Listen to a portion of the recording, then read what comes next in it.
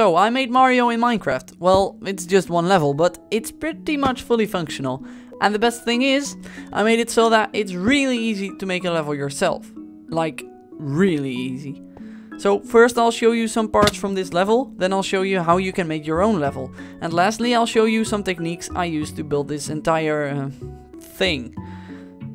So yeah, everything works pretty much like in the original game. There are super mushrooms, Goombas, Starmans, green Koopa Troopas, coins in blocks, more coins in blocks, more coins in blocks. I even added this hidden life, which by the way doesn't do anything because there's only one level.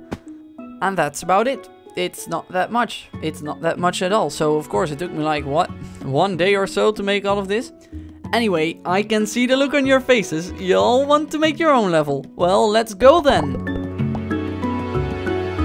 It is really easy, just open your inventory, you'll see exactly what every block does.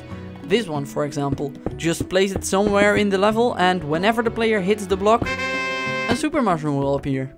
Then there are also scenery blocks, just place them one block behind the level and you'll... well, that doesn't really need an explanation, does it? And lastly, there's also stuff you can spawn. This Goomba, for example, just stand anywhere in the level and place it underneath you. When you don't, you'll see that the entity isn't transparent. That means it isn't active yet. Just stand right inside the block and you'll see it becomes active. In order to remove them again, push it a bit so he will move and then just place this block. It's still there, but once you restart the game you'll see that he is indeed gone. To restart the game, just kill yourself. Like in the game. Don't actually kill yourself, just type /kill. There's one more thing you need to know. It's kinda hard to detect when one of these entities hits a block, so they'll just pass right through them. In order to prevent that, just place this block here and stand in it. And from now on, all the entities will move in the other direction when they touch that block.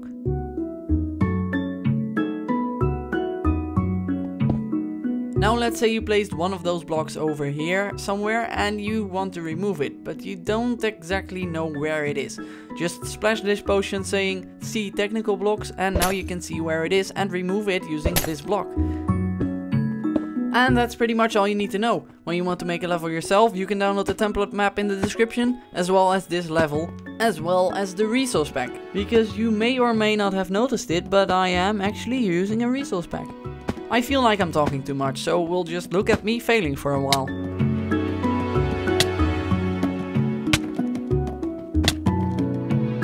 Good, now let's get to that part where I tell all kinds of complicated stuff and everybody be like, oh my god, what is he talking about? Well, let's get started with the detection of the blocks. Of course, you can just use execute and test for block, but when you actually want to replace that block, you might get some trouble when the player is moving too fast. That's because you have to deal with this comparator, which has a short delay, so the set block command is powered a few ticks later. To fix that, I used 5 wither skulls. This wither skull is being teleported to this one to this one, this one to this one, this one to this one, and the last one to the player. In that order, all in one tick. This way you basically get a trail of wither skulls. Those are all making the exact same movement, except they're all moving one tick behind. So now you can execute the set block command on one of these skulls and then it should be working fine. Now about the entities, because what is actually going on over here? I don't know why I asked that question, because I made it myself, so why wouldn't I know what is going on? It's just a squid summoning falling sand. That's it. When you go in game mode 3, you can actually see the squid. So here's the execute command, and that is about it. Remember when I had videos like these where I explained in great detail what was going on exactly? Well, I would like to do that again, but look how big this stuff is. I can't explain what every command is doing. So what do you think? Should I make easy stuff that is easy to explain? Or complicated stuff that is hard to explain, but pretty awesome?